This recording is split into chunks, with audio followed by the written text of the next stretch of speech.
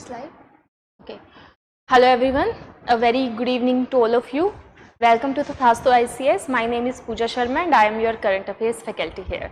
So let's start today's discussion. Someone is already online.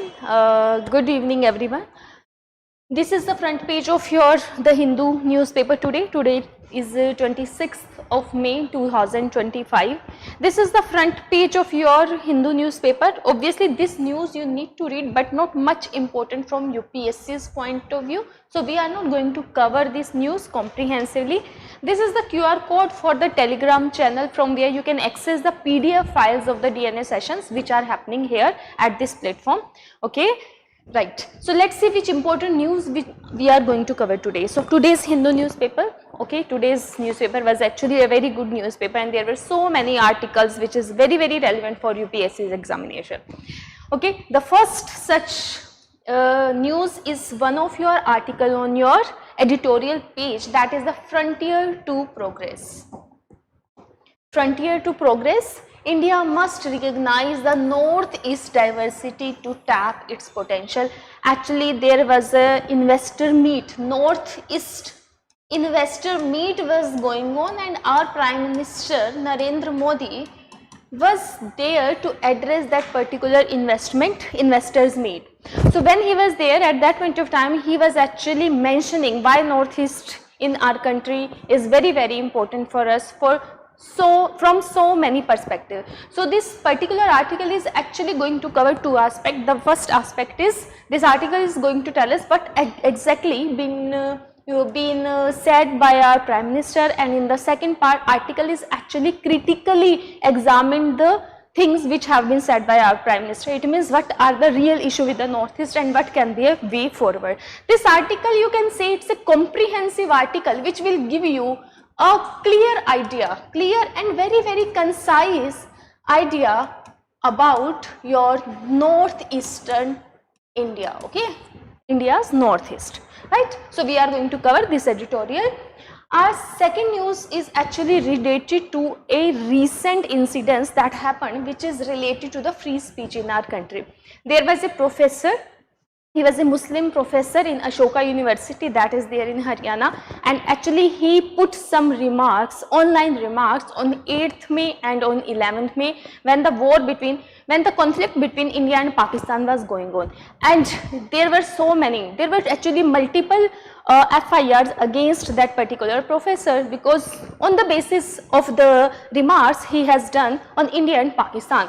The whole issue went into the courts and the court finally gave its verdict that if someone is saying something that is unpatriotic, then it cannot be punished under violating free speech, because if you are going to violate your free speech, that will come under Article 19(2) only. And there are 8 restrictions which have been put on citizens that what they cannot do. If none of the restrictions are fulfilled, then we cannot say that that particular speech will be considered as a violation of the free speech that has been given under Article 19, right? Now, okay, you guys are discussing about your yesterday's paper.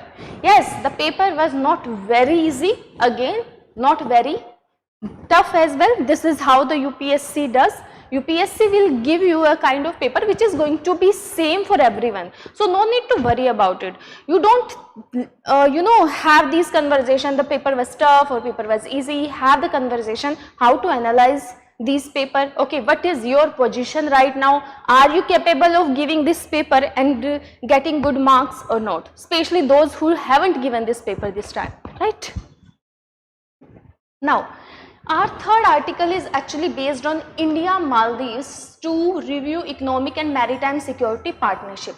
So actually the foreign minister of Maldives is going to be there in India and he is going to be here for a 3 days visit, and obviously his counterpart R.S. Jaishankar is going to meet him, and actually they are going to discuss over this economic and maritime security partnership which we already have with the Maldives. Along with that, we are going to discuss what kind of relationship we have with the Maldives. Historically, India-Maldives relations were very good, but with time the moment the new president Moiso was there, from then, and his pro-China approach actually put big issues in front of India, that whether we can trust that much on Maldives as we used to trust earlier times. So this article is going to tell us about India-Maldives relations.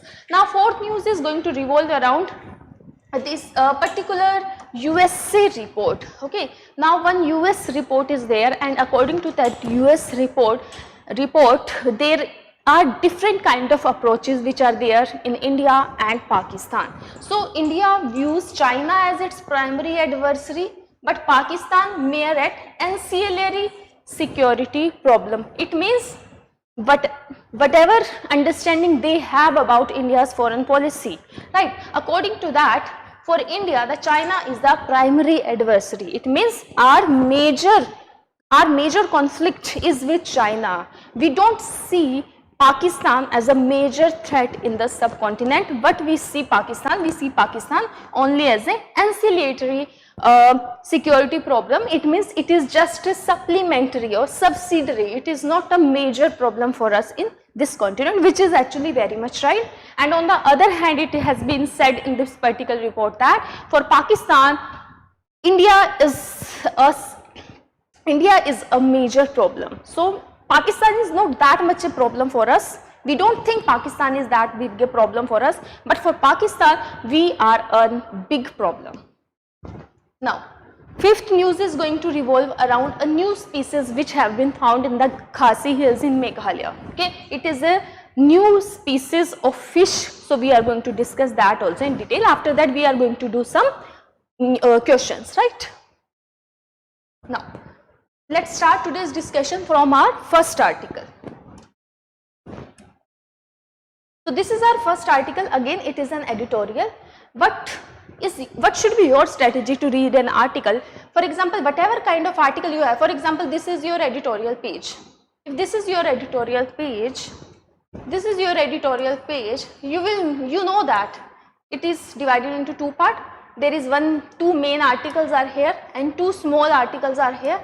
This article here is very, very important. Okay, this article is actually something that is the crux of the news which was there last day. Okay, so this is the article which is here.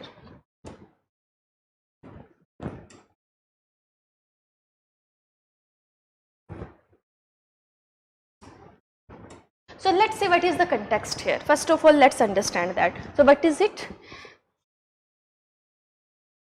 Actually, our Prime Minister was there in a Investors Summit 2025, that is a Rising Northeast Investors Summit. Why this summit was happening? Obviously, our Northeast region is full of resources and full of opportunities, but there is a lack of investment. Now, to attract investment, we were doing such kind of summit. Obviously, the article is not about the summit, that what happened in the summit. The article is about what the Prime Minister Narendra Modi said about Northeast India, or Northeast in general is very, very important for us. So what is the main line of the article? That unity in diversity is India's strength. Might sound cliche, but it is as true as ever. Actually, this line is very, very, very beautiful line, and you can use this line in your essays also and in your answers also. Whenever we have any we have to write something or anything about unity, diversity, right? Again, he was there and he actually cited the same thing, that diversity is India's Northeast region underscore the vast diversity of country. Why he was saying that? Because he wanted to attract the investment for Northeastern states. Now, okay, so let's understand what all he has said. First of all, he actually highlighted on the cultural and ethnic diversity of Northeast India. So what is the strength of our Northeast? First of all, diversity in itself is the strength of Northeast. Okay, because there are so many tribes. First of all, the Northeastern culture is different from the mainland culture of India. First, second, the different cultures of Northeast, even they differ from each other. So cultural and ethnic diversity is something that is the strength of Northeast Asia. How can we utilize it? We can utilize it from the point of view of tourism. Okay, if we are going to develop Northeast as a big tourist hub, then the people are going to come to the Northeast to witness the different culture. They could see the different colors, right? So linguistic and cultural community, Northeast is rich in tribal, linguistic and cultural community. Second is geographical advantage. We all know that the location of the Northeast very near to Southeast Asia, which is very emerging ASEAN countries. Even if a foreign investor is going to come and they want to have business here, it is a region which can be easily connected to Southeast Asia. So again, geographical advantage is there. Other than that, obviously vast natural resources, so many natural resources you can invest into. Other than that, there is so much of economic potential emerging as a destination for tourism, for infrastructure development and investment. Okay, so Northeast India is now open for the investment, and it has so many opportunity where investors can put their money on, right? Now let's see what else our Prime Minister has said about Northeast India. Now, what are the key development projects which were going on? First of all, the Sela project was there in Arunachal Pradesh. Where is this Sela tunnel? This is here, you have this Sela tunnel. Actually, this is the Tawang region. This is the Arunachal Pradesh. I hope you can understand. This is the Arunachal Pradesh. This is the Assam part, and then above Assam, this is the boundary between Assam and Arunachal Pradesh, and this is the Arunachal Pradesh, right? So if you have to go from the other districts of Arunachal Pradesh to Tawang, it was not very easy earlier, but through this Sela tunnel, it is very easy now. So that the connectivity between Tawang and the other district of Arunachal Pradesh has improved with time, right? Is improvement. Similarly, we had another bridge, that is the Bhupen Hazarika bridge. Actually, our Prime Minister was mentioning the infrastructure project which we have already completed, so that investors shouldn't think that the Northeast is a region which is very highly underdeveloped. It is not like so. We have already connected our northeastern region to the mainland India. Same here, we have this Bhupen Hazarika bridge. Actually, it is also known as Dhola Sadia. It is on this river. This is the Lohit river. Lohit river is tributary of your Brahmaputra only. So this is the main Brahmaputra river. Now this is the Siang river, and this river is your Lohit river. So this bridge is on Lohit river. Again, in article, these are just mentioned. But if there is something that is mentioned in your article, you just can, do some homework. You can go and search where this tunnel is, okay, what is the significance of this particular tunnel. Other than that, we have so many other infrastructure projects, waterways, 1600 kilometer northeastern gas grid, and other than that, obviously Tata Semiconductor plant is also there, and they have already invested 27,000 crore there, right? So these were being highlighted by our Prime Minister to attract the investment in the northeastern India. But now, the main part of the article, it is actually going to critically analyze what is happening in the northeastern part. First of all, the article is mentioning the peace effort which has been done by our government. So Northeast historically was not a very peaceful region, okay, because there were different ethnicity, different culture. It was not very easy since the independence of India to include those community with the mainland India, so that there were so many insurgency and the separatist tendency in northeastern area, but most of those issues were being solved by the government in past decades. There are few examples. For example, first such example is NSCN framework agreement, which was signed between India and Nagaland. It means there were some insurgents of Nagaland, and they were demanding greater autonomy. And there were so many conflicts between the government and those insurgents in Nagaland. So after that, this framework was happened in 2015, and finally there was peace in the state. But recently, these days, this particular framework is stalled. It means according to the people of Nagaland, the people who actually signed this agreement, the government of India could not fulfill the demand which they asked. Now another is Bodo Peace Accord, which we have signed in 2022. Bodo is a region in Assam state. They were actually demanding a separate state. Why? Because Bodo is ethnically different from Assamese people. Okay, so ethnic diversity is so much in Assam, even if there is one state. So if there is only one state, let's say Mizoram, that doesn't mean that only Mizo tribe lives there. If there is a Manipur, that doesn't mean only one particular Meeti tribe is staying there. Obviously there are Kukis also. So each and every state in northeastern India have multiple tribes, and sometimes even those tribes are hostile to each other, and sometimes a major tribe is hostile towards government also, because they think that the mainland government, the government of India, are going to dilute their cultural diversity. Okay, so we need something, we need to make them sure that we are not going to do so. There is another resettlement, there is Bru refugee settlement which happened in 2020. Who are the Bru refugees? These people actually are original inhabitant of Mizoram. Okay. But in 1997, there were so many, there was a conflict between the Mizo people and the Bru people, and they fled to Tripura. Now they are in Tripura, and they have been in Tripura for 20 years. They were living in Tripura under vulnerable conditions, so no one was paying attention to them. But eventually the government has done this resettlement, refugee resettlement, and now they are living properly. Another important point here is that partial withdrawal of AFSPA from several states. We all know that FSPA was in the northeastern, in most of the northeastern states, but with time there are many states which are completely devoid of FSPA. For example, in Meghalaya there is no FSPA right now.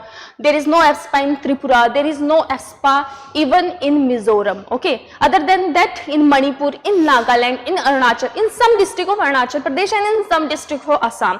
So FSPA is already only there in the fourth state of northeastern India. That's it. Okay. So it is not there in all the 7 states, right? In all the 7 districts. Sorry.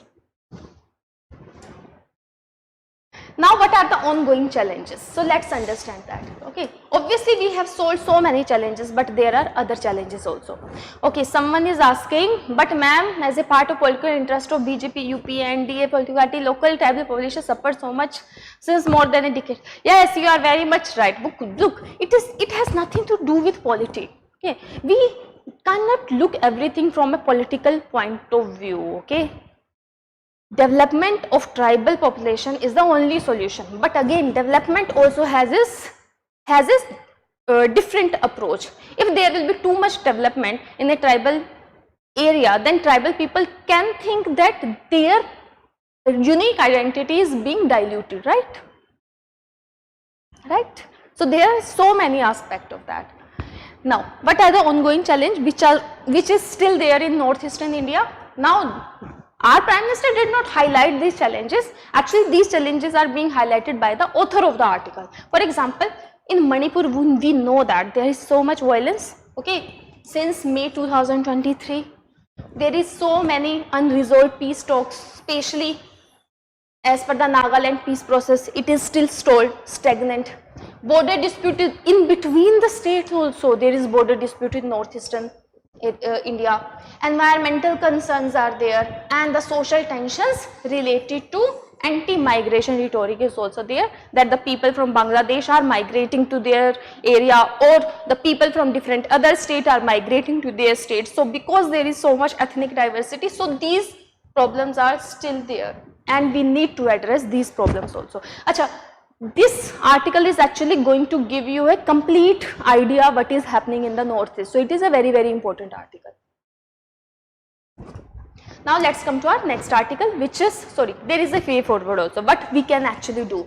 First of all, we need to recognize and respect the diversity of Northeast. We cannot say that let's have a single approach for whole of the Northeast. This approach can never be successful. Second, we need to have an inclusive development. We cannot develop a few area or the few tribes. We need to develop each and every tribe so that everyone can uplift from vulnerable conditions to a better conditions. We need to have balanced development with the environmental sensitivity also. For example, if we are going to promote tourism in northeastern state, we need to be environmentally sensitive. Okay, we cannot destroy the forest of northeastern state because it is the major unique part of northeastern India. Again, we need to align internal policy with the Act East policy also. It means whenever any policy, internal policy is aligned with one of your foreign policy, then the government give more value to that internal policy, right? So that's why we need to combine those things. Someone is asking, ma'am, how to crack UPSC and he is in class 8. If you are in class 8, you just focus on your studies first, right? So next, we need to prioritize conflict resolution and sustainable growth also. Okay, so this article is a package when it comes to the issue which is there in northeastern India. Let's come to next article. Again, very important article. What is important here? Obviously, that context here is not that important, but you need to understand what is the context. There is a professor. His name is Ali Khan Mahmudabad. He is from Ashoka University. It is there in Sonipat.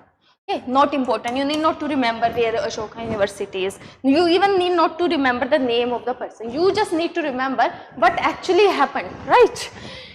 He actually got a bail. Why he got a bail? Because there were so many FIRs against him. Why there were FIR against him? Because he had some social media posts on. He posted some social media post on May 8 and May 11, right? And about this Operation Sindoor, and there were so many complaints that he is actually acting in an unpatriotic form, right? Now, so what did the post say? The post was actually talking about that it actually criticized Pakistan's military, it praised India's restraint and called death on both sides as tragic, and warned against hypocrisy if the inclusion of women officer briefings isn't matched by the real reforms. Actually, he was saying something about our two military officers who were actually the face of the media at that point of time, and they were actually telling us about what was happening in the border, and they were briefing us about the conflict between India and Pakistan. He was saying that only putting the face of the women officers in the front, that doesn't equate with the fact that you are doing real reforms for women or not. Okay, so he actually made some kind of statement. In the reaction of that, there were 2 FIRs against him. But what we need to be interested in, that what the court has said. Okay, so what were the charges? There were charges on him against in all these sections of Bharatiya Nyaya Sanhita 52, 196, 97, 299, 79 and 353. Again, you need not to remember that these sections were against that particular professor. You just need to understand, okay, what all kind of sections are there. What is important here is this part. Okay, again the court has said that being unpatriotic doesn't mean that he is violating the freedom of speech. So this was the final verdict of the court, that no, we cannot penalize a person only because his social media posts were unpatriotic. Okay, so being unpatriotic in a country is not something that you have done some crime, right? Now, so this is the crux, that no, under Article 19(1)(a) of the Constitution, even offensive or disturbing speech is protected unless it is clearly violates the Article 19(2). Right? We all know that Article 19(1) provides us the freedom of speech.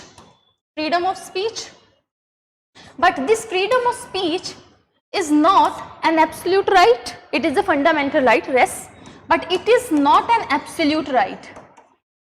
Absolute right. It means it is not that you can say whatever is there in your mind. So it is not an absolute right, it is only a fundamental right, and there are restrictions on that. So what are those restrictions? Those restrictions, there are 8 specific restrictions which are mentioned in Article 19(2).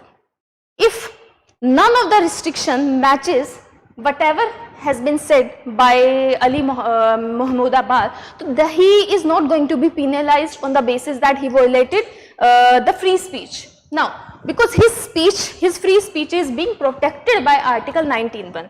So what are these? So this is the most important part of the article, ki what are these 8 specific restrictions. For example, if there is a saying, if someone is going to say something which is going to affect the sovereignty and integrity of India, first of all. Second, if it is actually affecting the security of the state, if it is affecting the friendly relation with foreign state, right? Pakistan is not a friendly state. It means if someone is criticizing Pakistan, that doesn't mean that it will be counted under the violation of free speech. Public order, decency, morality, contempt of court, defamation and incitement to an offense. So these are the only 8 restrictions. So what is the crux of the article? It means whatever has been said by that particular professor, it is not going to be penalized, and his speech is going to be protected under Article 19(1), because none of the restriction which is mentioned in Article 92 is applied in his case. His statement were actually unpatriotic. And being unpatriotic is not a restriction under Article 19(2). So this is something, this is the part which you need to understand from UPSC's point of view. Okay. Now let's come to our next article, which is about India-Maldives relation. Ma'am, I feel India is no more a secular and safe for diverse culture and diaspora. We have so many issues, violence, war, abuse, crime, but not freedom of speech, liberty, equality. India is a dream now. No, it is not like that. Those things doesn't exist in India. Okay, believe in it. Obviously, there will always be ups and downs, but India as a country, it sustained. It was there in the past also. There were issues were solved. There are going to be many issues further also. As a society, we are going to improve. As a society, we have improved from the past.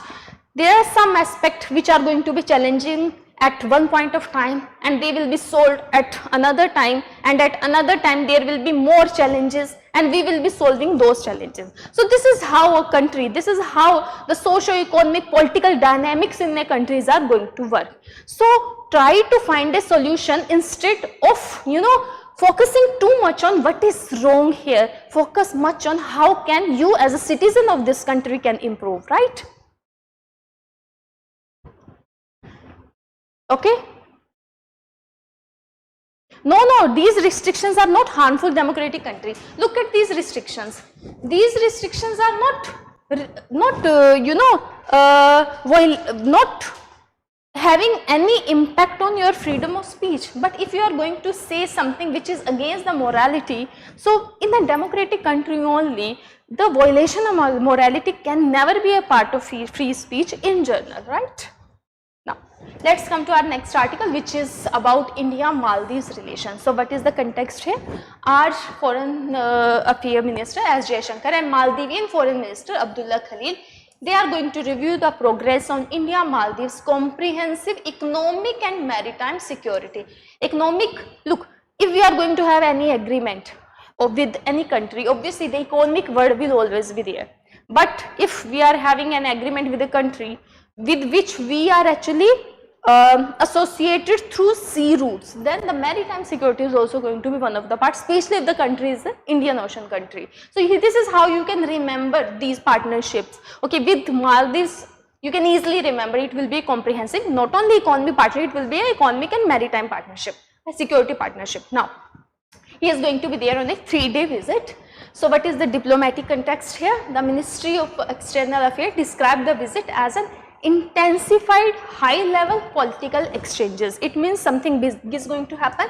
Now Maldives is considered obviously as a key maritime neighbor of India under India's neighborhood first policy. Along with that, our Mahasagar vision. Mahasagar vision means we are going to have a set criteria for the countries which are there in Indian Ocean, that is a mutual and holistic advancement for the security and growth across the region, right?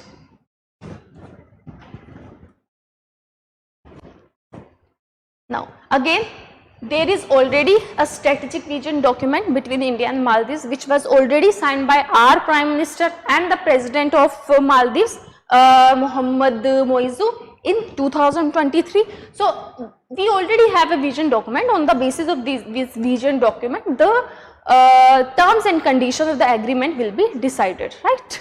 Now, what are the tension between, why there is a tension between India and Maldives? Those who are very new in this international relations, so they should know that before the coming of the new president, his name is Mohammed Moizu, India-Maldives relations were actually very good. Now this new president which is there, actually his election campaign was based on an anti-India movement. Even they had a t-shirt which was saying anti-India. So he has come in the power with anti-India sentiments, and then the moment he was in power, he had this pro-China policy. So because the Maldives, a friend of us, was having orientation towards China, obviously India was not going to be very happy about it. That is why the tension between India and Maldives happened, and obviously they asked us, the moment he was there in power, he asked India to withdraw the military personnel which were there in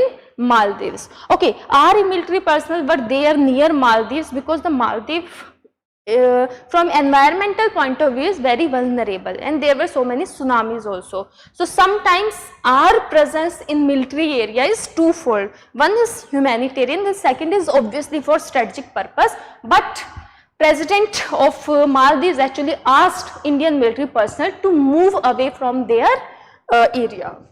So that point actually created tension between India and Maldives. So this is the location of Maldives. Maldives is not very far away from India. It is very, very near to India, or you can say that it is just very near to our Lakshadweep. Very near to our Lakshadweep, right?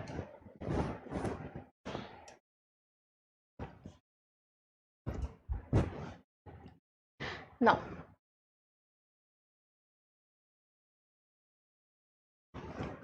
okay, the title is not right, but there is another news. So this news is actually about this assessment, 2025 assessment. There is a news about US Defense Intelligence Agencies, is DIA, and they have this assessment, Worldwide Threat Assessment 2025. So, but first of all, you need to understand this particular report. This is a kind of report only. This particular report and assessment, it is by USA. Okay, it is by USA. Why USA having such kind of report, and what all is there in the report? First of all, by name you can understand Worldwide Threat Assessment. It means what kind of threat, military threat exists in the world, and given in the light of the recent events between India and Pakistan, so this region is also a part of the threat worldwide, right? So now they were actually assessing the whole world, not only India and Pakistan or the China or the South Asia, they are actually assessing the whole world. Obviously they are assessing the situation which is there in the Middle East, they are assessing the situation which is there between Russia and Ukraine, but obviously we are interested in what the report has said about India and India's neighbor and the conflict between India and Pakistan. So this report is actually out, and now we are interested in what all is there about us. First of all, the report has mentioned that India views China as its primary adversary. It means for us, the China is the primary adversary. We cannot use the words such as enemies and all, because we have such a big economic transactions with China. So China is our primary adversary, but we look Pakistan as a more ancillary security problem. Ancillary means subsidiary or supplementary. Supplementary, or you can say that not as much important as the China is, and it can be managed by us. So there is a tendency, Indian India thinks that Pakistan as a country can be easily managed, but China is not a country which can be easily managed. For us, China is our primary adversary. China is the one which is actually can give, challenge in South Asia. Pakistan is not that country. Second, the Pakistan regards India as an existential threat only. What is the meaning of existential threat? It means the existence of Pakistan can be removed by India. It means they are already feeling this part, that India as a country can remove the existence of Pakistan from the map. So they actually regards India in that sense. So that's why they are having so much investment in their military and the defense sector. Why they are having, they don't develop their roads and infrastructure and all. Whatever money they are running, whatever GDP Pakistan has, the most of the part actually goes to the military side. Why? Why is that? Because they are already threatened by India. There is such a big history between India and Pakistan. There were so many wars. In most of the wars, Pakistan actually failed. India was the one who won the war. There is already this trauma of the war between India and Pakistan in 1971, right? So the Pakistan as a country is actually threatened by India. This is what the report has said. Now again, according to this report, the Pakistan would continue to pursue its military modernization effort. So Pakistan is not going to stop. Pakistan is going to invest more and more money in modernizing its military part, including the development of nuclear weapons, right? To offset India's conventional military advances. Conventionally, India is more advanced militarily. That's why we actually defeated Pakistan in so many wars. So this is the only reason, and they know that. So that's why they are actually developing their own military weapons, right? As from India, they say that to counter Chinese influence, so the report is actually going to say something about India as well. To counter Chinese influence and to boost its global leadership role, India was giving priority to advancing its bilateral defense partnership in the Indian Ocean region through exercise. What is the meaning of that? Because we know that India and China, the both are neighbor, the both are existing on a similar part in the map. So major countries which are neighbor to India are the neighbor to China also, for example, especially the Southeast Asia, or the countries which are there in Indian Ocean, right? So what India is doing right now to just counter, to balance out the influence of China in the region, we are having these military exercises with these countries. Let's say we are having these military exercises with the countries such as Australia, we are having exercises with the Myanmar and Thailand and Indonesia, because so that we can have some kind of presence there also. The China should not take over each and every country, right? Other than that, India also has increased its trilateral engagement in Indo-Pacific region. It means India is very much interested in Indo-Pacific region. Why India is interested? Because again, to counter Chinese influence. Chinese influence. Why? Because we see China as our major adversary. We actively participate in Quad, BRICS, SCO and ASEAN. We are the member of it, and these organizations are very important for us. India has reduced its procurement of Russian origin military equipment. Yes, this is true, but we still rely on Russian spare part and to sustain our large inventory. Other than that, India almost certainly would continue in promoting our Made in India initiative this year when it comes to producing domestic defense weapons, so that we should not rely on the other country. Why we need to have a domestic defense equipment industry?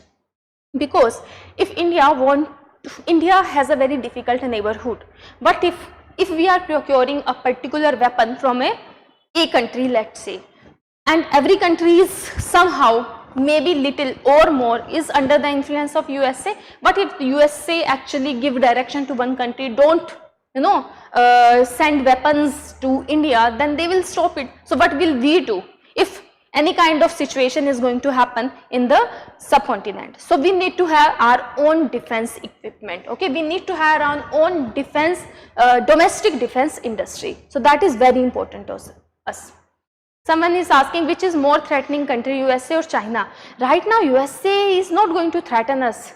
China is not going to threatening us, it is actually big adversary. Okay, we have big competition with China. Pakistan is not even in the competition. Ma'am, this is not our policy as stated in past and books. Why is threatening show power? It seems we are soon part of NATO. No, we are not going to become part of NATO.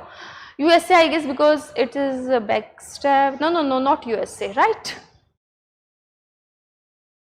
Again, we already are going to test our nuclear powered these missiles, that is Agni 1 prime and Agni 5 MIRV. We have commissioned our second nuclear submarine also, okay, and we are going to make our nuclear triad, right? So India is already already improving its defense equipment.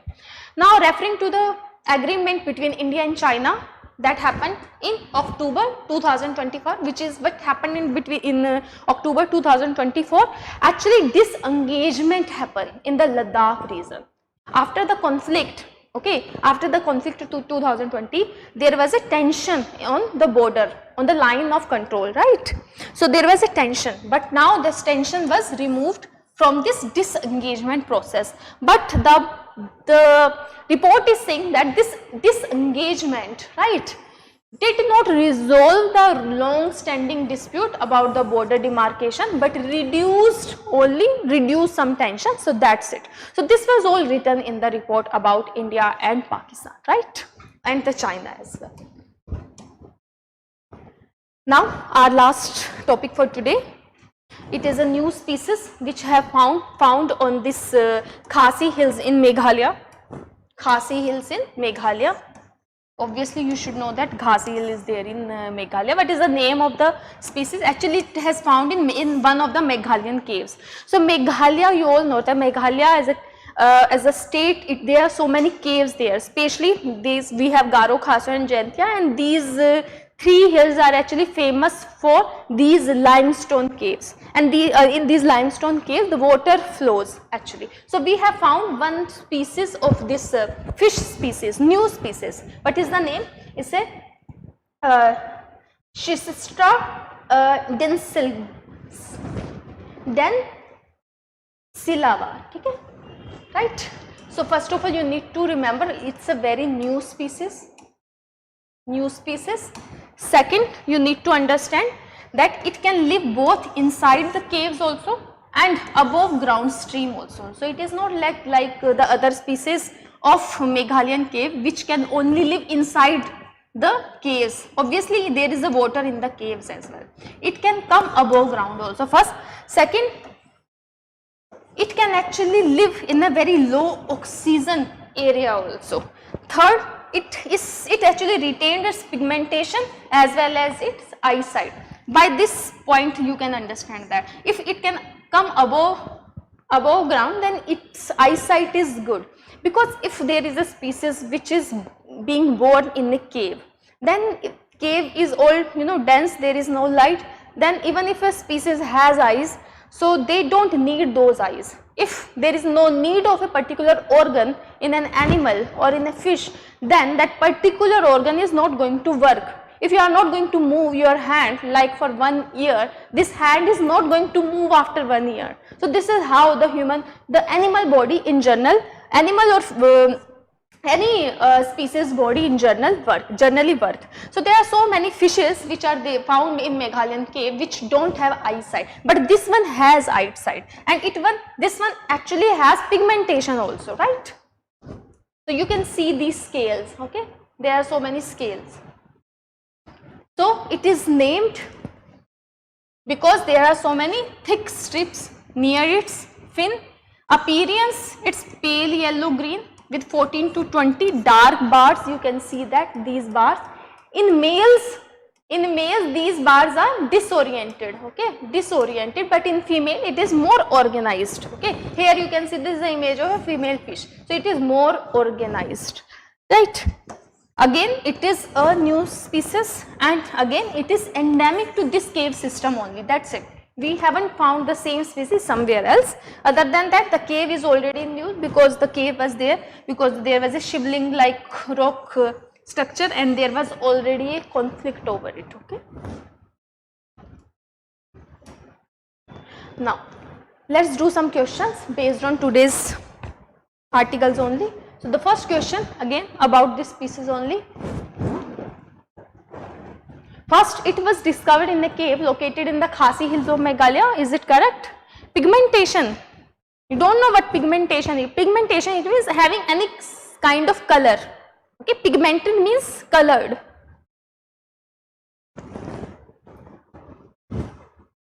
Okay. First, it was discovered in the cave located in the Khasi Hill of Meghalaya. Second, it is capable of surviving both in caves and in surface water above stream. Third, unlike most cave dwelling fishes, it retains both pigmentation as well as eyesight. Someone is saying A. Why not? Why 2 is incorrect? It can survive in both caves and surface water stream. Obviously. So all 3 statements are correct and D is the answer here. Okay, D is the correct answer here. Let's do another question, that is, which of the following are the grounds on which a state can impose reasonable restrictions? Very important question. On the exercise of freedom of speech and expression which is given under Article 19(2) of the Constitution. The first, friendly relation with foreign state. Is it there? Yes. Promotion of economic equality, is it a restriction under Article 19(2)? No. Decency and morality? Yes. Contempt of court? Yes. And encouragement of scientific temper? No. Okay. Obviously, how can it be encouragement to scientific temper? It is something that is good, na? How can it be a restriction under Article 19(2)? So, what would be the answer here? Not 2 and not 5.